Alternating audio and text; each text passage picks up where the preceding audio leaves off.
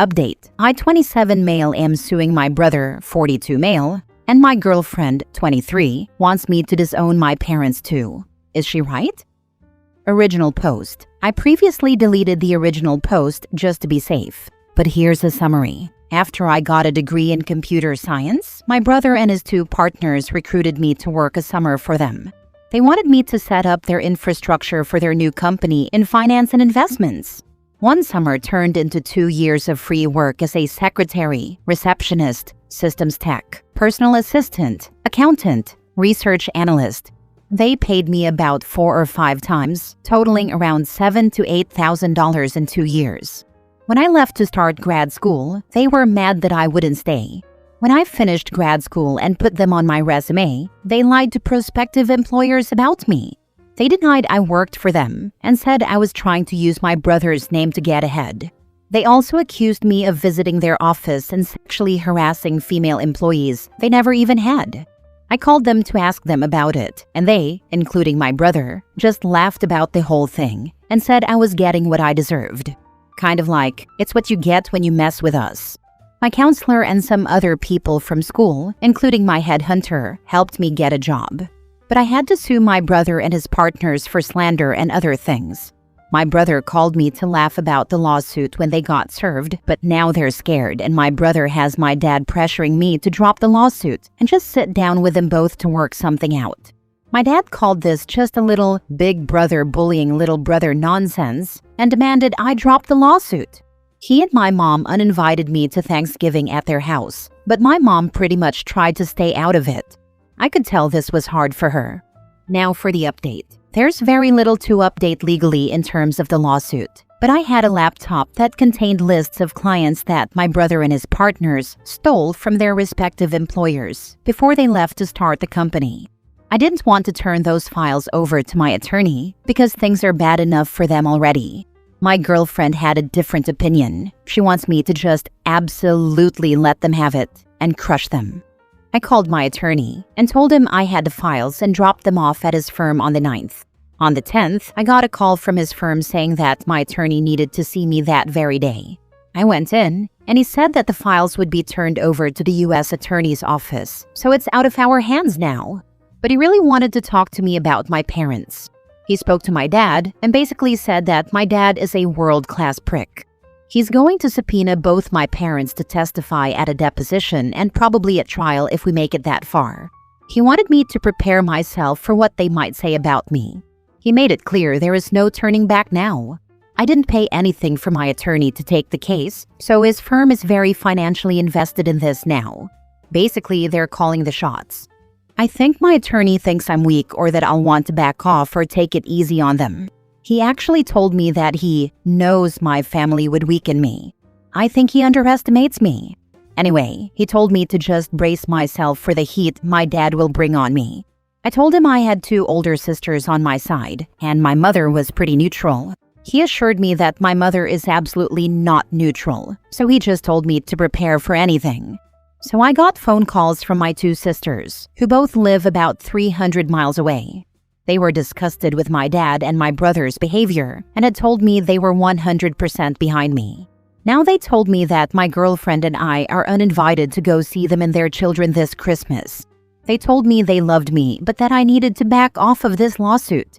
This was a little bit of a shock. It didn't crush me, but it wasn't easy to hear. They won't be contacting me anymore and want me not to contact them, and they said they have their reasons. They both cried when they called, but I stayed calm. They also emailed my girlfriend to let her know about being uninvited to their homes for Christmas. My girlfriend blasted them both with a very scathing response that I wish she hadn't sent, but it's her decision how she responds to them. My dad is getting a little out of control. He confronted me and my girlfriend outside the house of a family friend who had us over for a holiday get-together on Sunday night.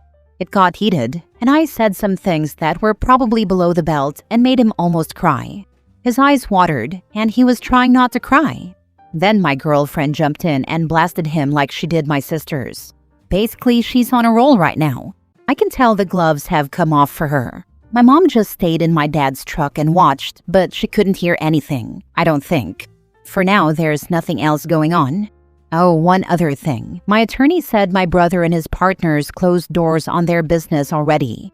They went under. They have filed some puzzling and contradictory responses to our lawsuit, which surprises me because my brother is smarter than that, usually. They have now changed attorneys and retained a reputable firm.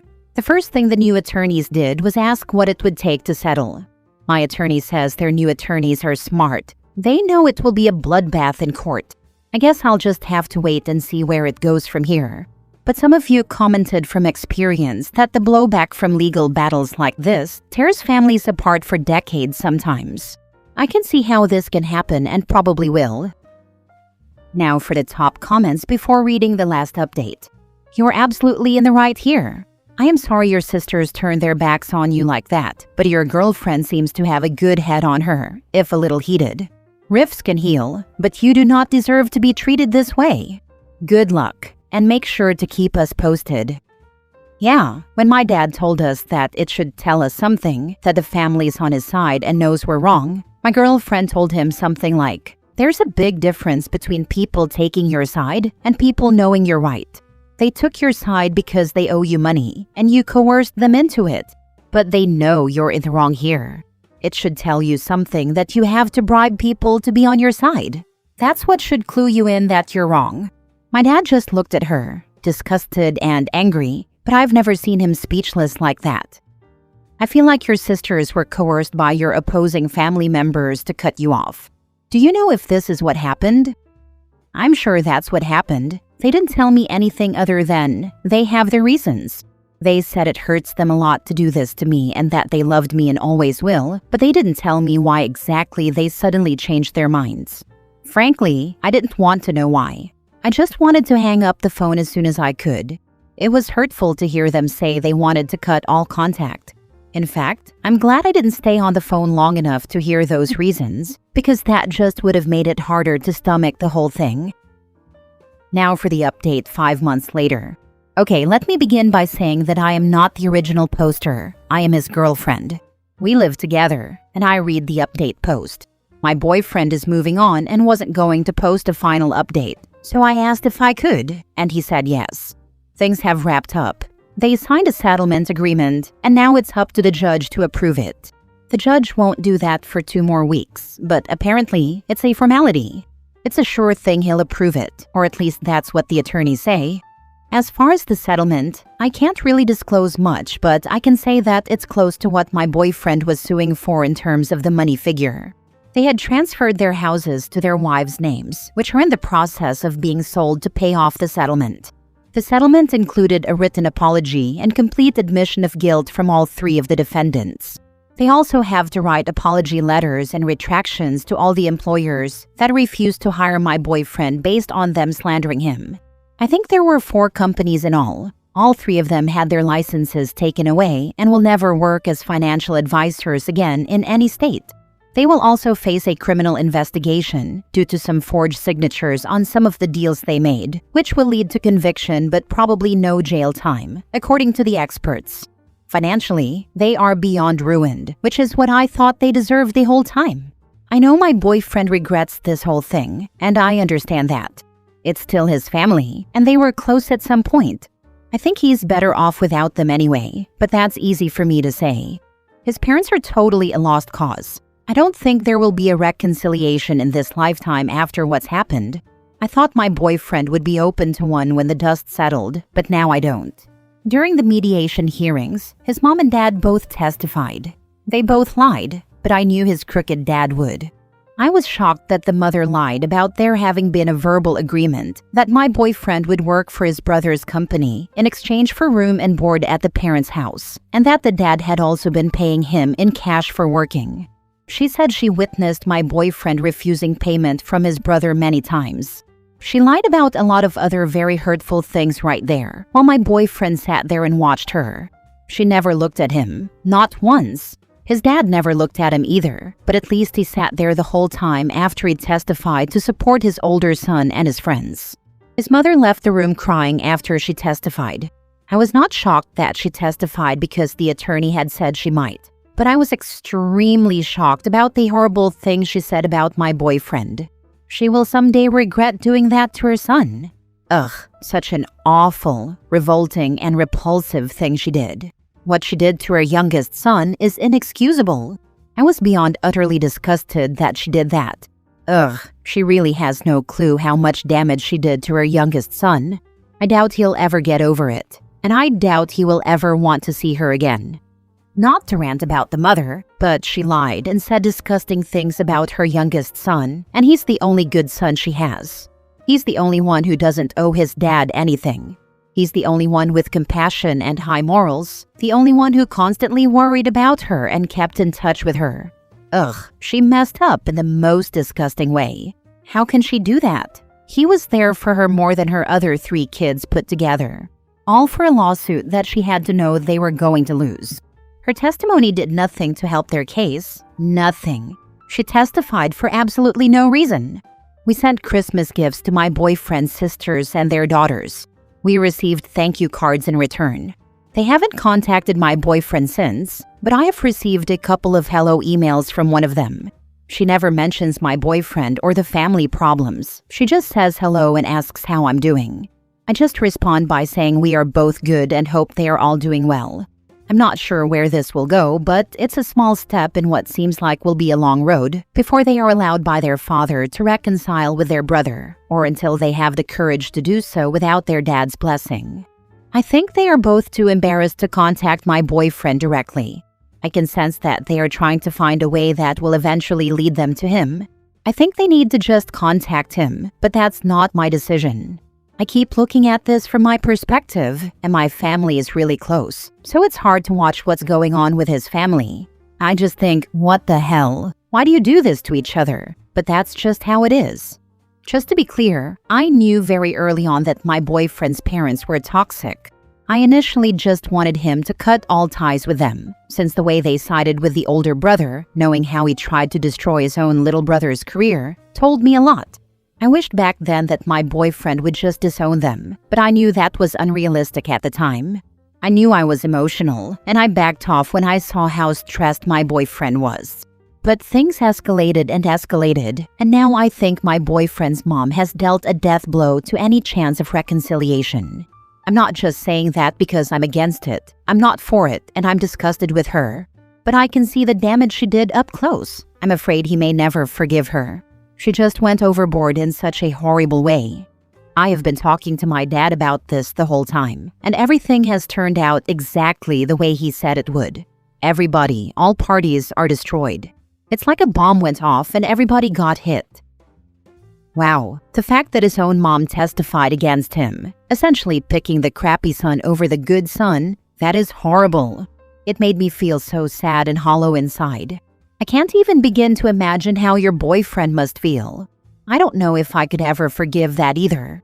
I see stuff like this so often though. Parents take their obedient, loyal children for granted while they move heaven and earth to help the rotten ones. You sound like an amazing girlfriend. Hopefully your family can welcome him with open arms and give him the kind of love and support that he's been denied. It is absolutely terrible what his mom did, but I don't think she was picking the crappy son over the good son, so much as she was simply choosing to side with her husband to the fullest. She may not have seen herself as having much choice. Lose one son, or lose the entire rest of her family and her marriage and home. And that's not even taking into account the possibility that her husband threatened her into it somehow. She certainly didn't seem to feel righteous in testifying against her son. She couldn't even look at him, and then ran away crying. Those are, potentially, the actions of someone who felt coerced. It's sad that she didn't have the courage to go against everyone else, but with the cards stacked the way they were, I find myself feeling some sympathy for her. This was exactly my thought. Her punishment will be having to live with that decision for the rest of her life. It would be so tough having to choose between going through a divorce and cutting ties with the majority of her family versus doing the right thing and saving the relationship with her one son. I would hope that in that situation I would do the right thing, but there might be more barriers than we know about in her moral predicament. I suspect that the majority of people who are emotionally vulnerable or easily coerced would probably side with their partner in this situation. You'd have to have ironclad determination and the willpower to uphold your moral beliefs in this situation and be willing to risk everything for what is right. To be honest, I don't think I can give her that much benefit of the doubt. She had choices. She would not have been financially strained even if she lost her husband. She knew that because my boyfriend always let her know that before things got really ugly when they were still talking. She had a choice, and she knew how disgusting a person her husband is to everybody he comes in contact with. She had a choice, and it wasn't a bad choice. She had very good options. I really hate her right now. She hurt her son worse than she will ever know. Last story. My sister tried to steal my baby during postpartum. When my daughter was born, it was one of the hardest times of my life. I had a difficult C-section recovery, I wasn't sleeping, and I was struggling with postpartum depression. Every day felt like a battle to just make it through while caring for my newborn. My sister offered to come stay with me for a while, and at first, I was grateful. I thought she would truly help, maybe cook, clean, or give me a chance to shower and rest. But very quickly, I realized her version of help was something very different. Instead of supporting me, she started acting like my daughter was hers. She would rush to pick the baby up even when I was right there, as if I wasn't capable of holding my own child. She constantly corrected me, saying things like, "You're not swaddling her tight enough," or "She doesn't like being held that way." It wasn't just the comments, though. It was the way she would edge me out, physically pushing herself between me and my baby. The worst moment came one afternoon when I tried to take a short nap. I woke up and realized the baby wasn't in her bassinet. I panicked and searched the house, only to find my sister in another room with the door locked, rocking my daughter. I asked her what she was doing, and she brushed it off by saying, "You were so tired, I thought I should just take her for a bit." But the look on her face told me everything. It wasn't just help to her. She genuinely acted like she had some kind of claim over my child. That was the breaking point for me. I told her she was no longer welcome in my house and that she couldn't be around my baby until she understood boundaries. She left angry, and since that day she hasn't spoken to me. My parents think I'm being too harsh and that I should forgive her because she just loves the baby so much. But to me, love without respect is dangerous. I don't care if it costs me my relationship with my sister or even with my parents. I will burn every bridge if I have to. Protecting my daughter comes first, always. Now for the top comments. Write down everything to document while it is fresh. Dates, times, etc. If someone says you are being too harsh, ask them what she told them. If they hear it from you and still side with her, cut them out. Honestly, because this is such huge red flag behavior, make clear boundaries with her. Ensure she comes nowhere near your child. This isn't the sort of behavior you just brush off while alarm bells are ringing. Your parents' assessment is irrelevant. You're an adult, and differences between you and your sister don't need to be settled by mom and dad anymore. You don't feel like your family is safe with your sister around, so she doesn't get to be around.